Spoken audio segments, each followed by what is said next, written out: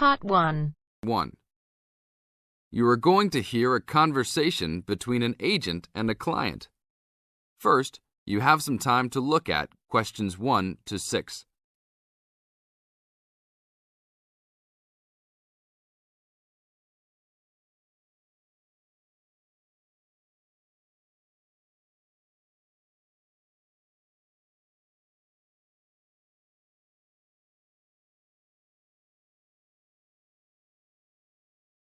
Now listen to the tape and answer the questions. Hello? Hi, good morning. Are you open yet? Yes, we are. Come in. Would you like to rent an apartment in the city? Well, kind of. I'd rather rent one near the harbor if possible. Oh, okay. Do you like the water? Yes, I do, but I actually repair sailboats for a living, so I'd like to be close to work. That's understandable. We all want to live close to work. Well, I think I have something near there. How many rooms would you like? Just one. I'm alone. But I would like to have an extra room for my dog. So you'd like 2 rooms and an apartment that accepts animals. Here's one. It's 1 block up from the harbor and renting for $445. How's that? That's perfect. Just what I was hoping to pay. What floor is it on? Floor? Oh, it's on the 12th floor. That's too high. I'd like to be on the 1st or 2nd floor so that I don't have to use the elevator. My dog, he's scared of them. Oh, well then, that's a little more complicated. Let me make a few calls. Okay, I think I found a couple more for you. Here's one that might suit your needs. How much? $395 a month. That's cheap. But it's only a 1-bedroom, a large one, but it's still just 1 room. Oh, well, regardless of whether the room is small, I still need a separate room for my dog. What else do you have? Then I have a 2-bedroom for $565 on the 2nd floor that is a little further away from the harbor. How far? About a half mile, and they accept pets. That's a little more than I had planned on paying, but I guess I could look at it. What's the address? 224 Williams Avenue, Harbor Square. 224 Williams Avenue. Got it.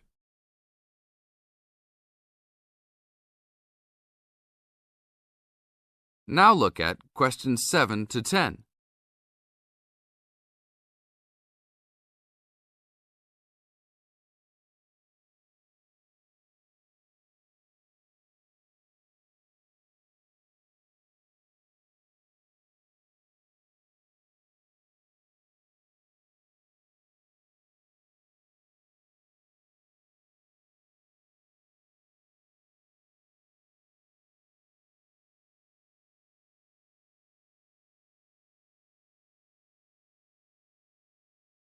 As the talk continues, answer questions 7 to 10. What else is included? Let's see, it has a washer and dryer, refrigerator and stove, a bed, dressers and shelves, and access to a swimming pool, game room, and gym. Ooh, I'll definitely take a look. Hi, how did you like it? It's great. I love the amenities, but the bed and furniture are awfully dirty. Can they replace those before I move in?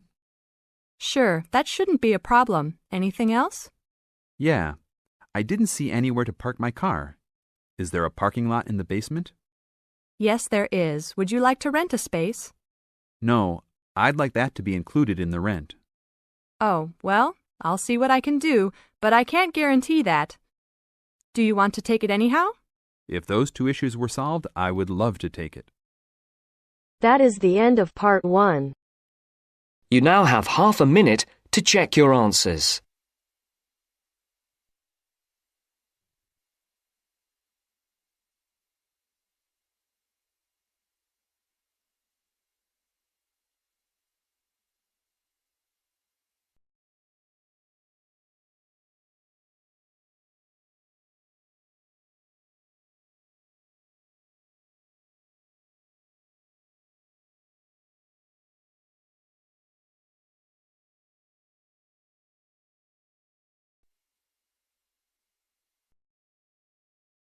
Now turns to Part 2.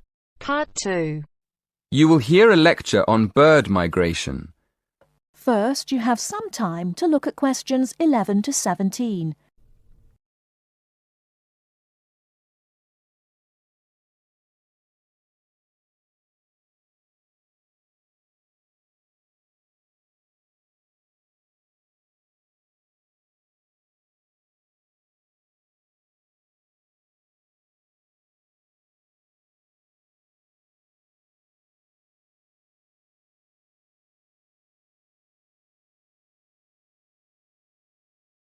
Now, listen carefully and answer questions 11 to 17. My lecture this evening will focus on the migration of birds. That is, how birds fly in big groups from different parts of the world at certain times of the year. In the first part of the lecture, I'll talk about the reasons why birds migrate, when they migrate, and which parts of the world they migrate from and to. To start with, why do birds migrate? Well, there are two main reasons. One, they migrate to look for food, and two, they travel to parts of the world that are more suitable for breeding. In fact, these reasons are closely linked. As you can imagine, when birds are breeding, they need extra food to feed their young. And in the spring, in the cooler climates of Europe, there is a lot of food for birds, especially insects. So, generally, during the spring, birds fly up from the tropics, which are hot, to cooler climates in the north. They stay there for a few months to bring up their young. And then, when the weather in the north gets cold in the winter, they fly back to warmer climates in the south. Now I'd like to talk a bit about how global warming has affected bird migration. One of the effects of global warming has been to make the spring come earlier in the northern regions of the world. When spring comes early, the plants and insects that birds need to bring up their young are also available earlier. Research has shown that quite a lot of birds have started to migrate earlier because of higher temperatures. But unfortunately for some species, this hasn't been early enough. What I'm saying is that birds that are travelling a long way for breeding may arrive too late to find enough food to feed their young, and their population drops drastically. Scientists are currently researching more about this. Before you hear the rest of the talk, you have some time to look at questions 18 to 20.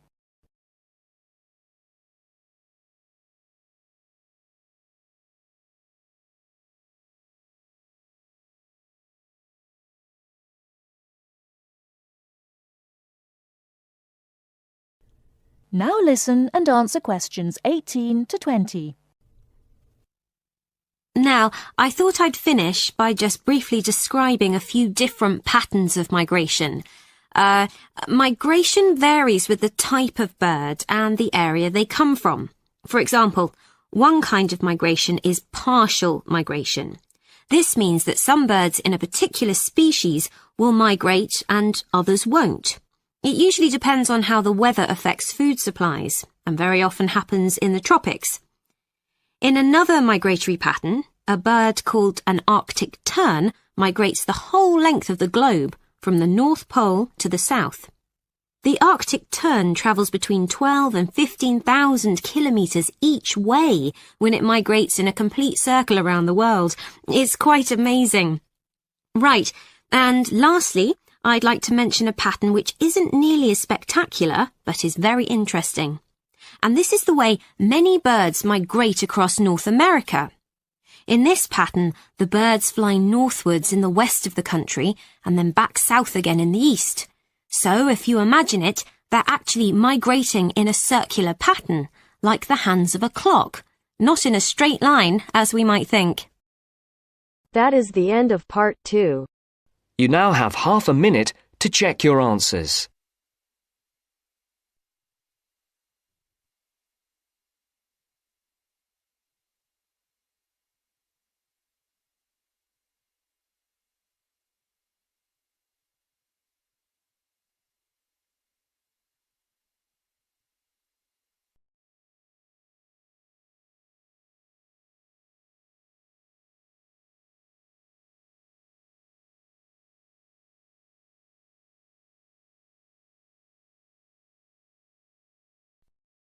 Now turns to Part 3. Part 3. You will hear a discussion between two work colleagues and their manager about the restructuring of their company. First, you have some time to look at questions 21 to 25.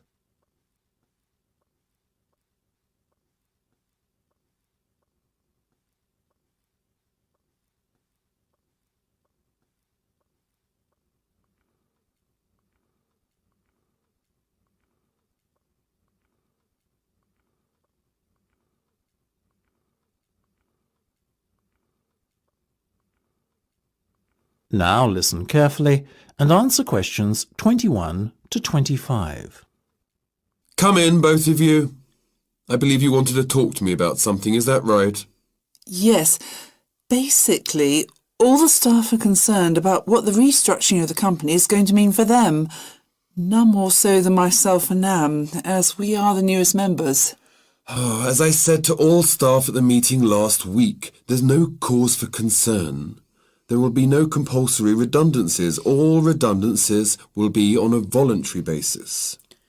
Yes, we understand that, but to tell the truth, we just want a little reassurance that our jobs are safe. Look, Anne and Penny, the company isn't going to be short-sighted and let its bright young minds go. Besides, we've already met our target for the number of voluntary redundancies we want to secure. In fact, there's a waiting list. You know as well as I do that the age profile of staff at this company needs to come down. A lot of our employees are close to retirement age and are just going through the motions until they can take their pensions. That's why we decided on this redundancy initiative. We want to encourage those that would be happy to leave to do so and employ younger, more motivated staff. I guess that makes us feel a little better, but we're also worried about the upcoming salary review. What will it mean for us? Given the fact that the company's motivation for this restructuring initiative is not to cut costs, you needn't be worried that there will be a negative effect on your salaries. We are running a very profitable business and we will reward our top performers in the upcoming review. Both of you fall into that category, so you can expect a healthy bonus and salary increase. Simple as that. That's good to know. Another thing on our minds was the fact that with all these voluntary redundancies happening in the next few months, there will be a lot of positions opening up higher in the company. What we were wondering is, will the recruitment drive be an internal or an external one? Obviously, we will recruit internally where possible. That has always been company policy. So, if you're asking me will there be opportunities to gain a promotion in the near future, then the answer is very definitely yes. The type of candidate we would be looking for has a proven track record and is performance-driven. How can we improve our chances of getting promoted then when the opportunity arises? Well, in the meantime, be prepared to take on additional responsibilities, especially those relating to the management of other members of staff. Obviously, the higher up you go in the company, the more involved you'll be in managing people. What the management team is looking for then is proof that you can work effectively with and manage other members of staff. Before you hear the rest of the discussion, you have some time to look at questions 26 to 30.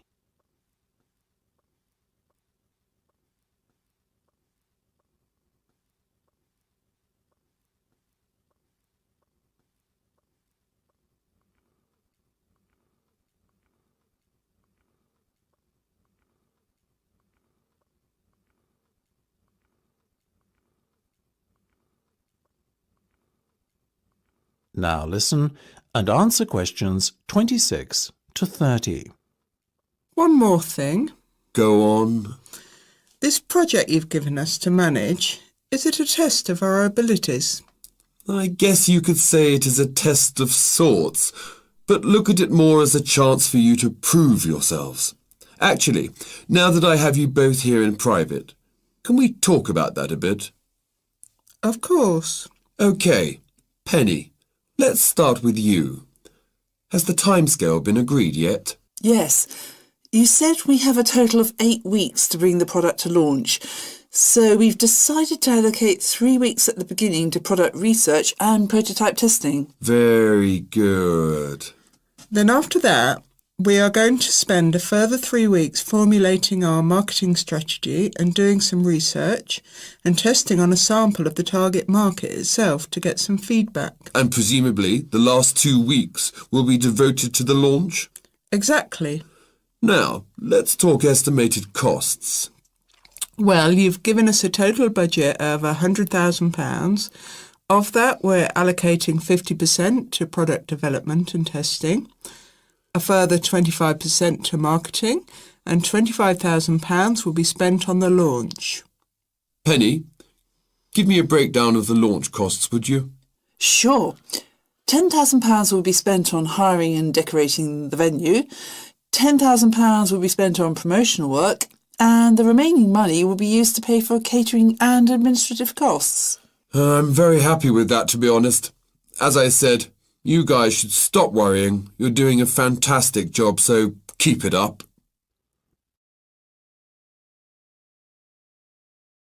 That is the end of part 3.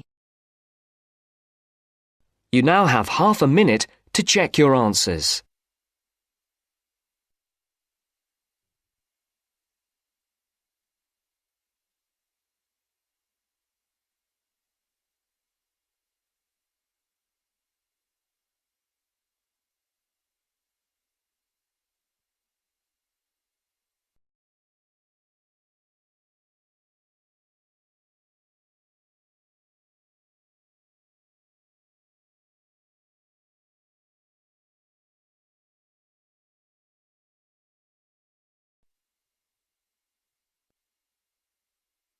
Now turns to part 4. Part 4. You will hear a lecturer in education talking about some experiments done in the USA to investigate the effects of reducing class sizes. First, you have some time to look at questions 31 to 40 on pages 71 and 72.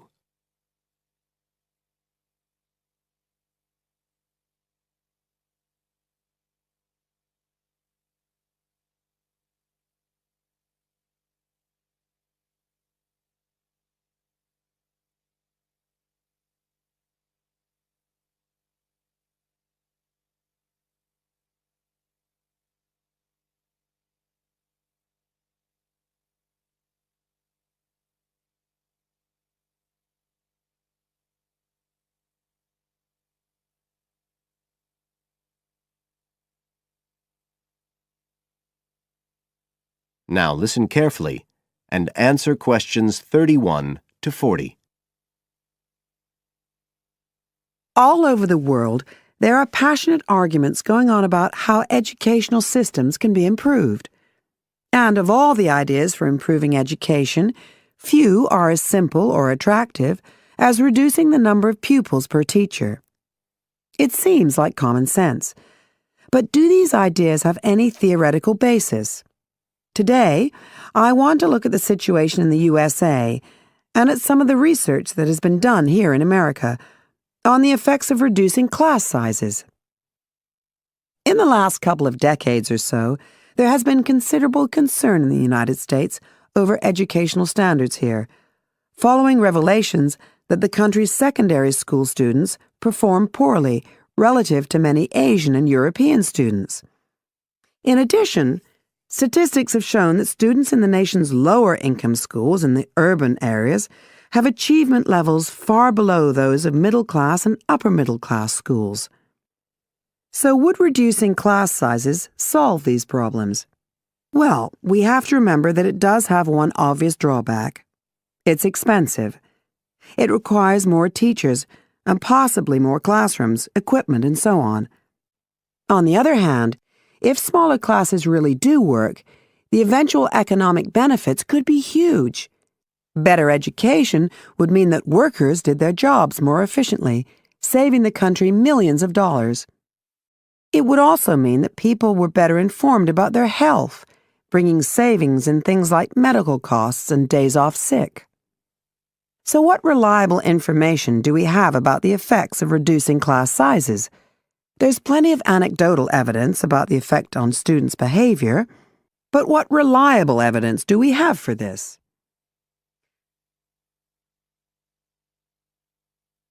Let's have a look at 3 research projects that have been carried out in the USA in the last couple of decades or so. The first study I'm going to look at took place in the state of Tennessee in the late 1980s. It involved some 70 schools. In its first year, about 6,400 students were involved, and by the end of the study, 4 years later, the total number involved had grown to 12,000. What happened was that students entering kindergarten were randomly assigned to either small classes of 13 to 17 students or regular-sized classes of 22 to 26. The students remained in whatever category they had been assigned to through the 3rd grade, and then, after that, they joined a regular classroom. After the study ended in 1989, researchers conducted dozens of analyses of the data. Researchers agree that there was significant benefit for students in attending smaller classes, and it also appears that the beneficial effect was stronger for minority students. However, there's no agreement on the implications of this. We still don't know the answer to questions like how long students have to be in smaller classes to get a benefit, and how big that benefit is, for example. The second project was much larger and took place in California. Like the Tennessee study, it focused on students from kindergarten through to grade 3, but in this case, all schools throughout the state were involved. The experiment is still continuing, but results have been very inconclusive, with very little improvement noted. And the project has, in fact, also had several negative aspects. It meant an increased demand for teachers in almost all California districts. So the better-paying districts got a lot of the best teachers, including a fair number that moved over from the poorer districts. And there were a lot of other problems with the project. For example, there weren't any effective procedures for evaluation. All in all, this project stands as a model of what not to do in a major research project. A third initiative took place in the state of Wisconsin at around the same time as the California project began, and it's interesting to compare the two. The Wisconsin project was small. Class sizes were reduced in just 14 schools, but it was noteworthy because it targeted schools at which a significant proportion of the students were from poor families, compared with California's one-size-fits-all approach. Analysts have found that the results are very similar to the Tennessee project, with students making gains that are statistically significant, and that are considerably larger than those calculated for the California initiative. Now, I'd like to apply some of these ideas to the latest